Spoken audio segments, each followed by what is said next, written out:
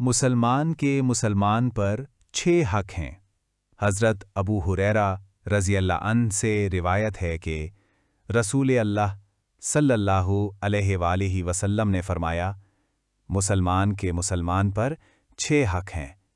آپ صلی اللہ علیہ وآلہ وسلم سے عرض کیا گیا، اے اللہ کے رسول، وہ کیا ہیں؟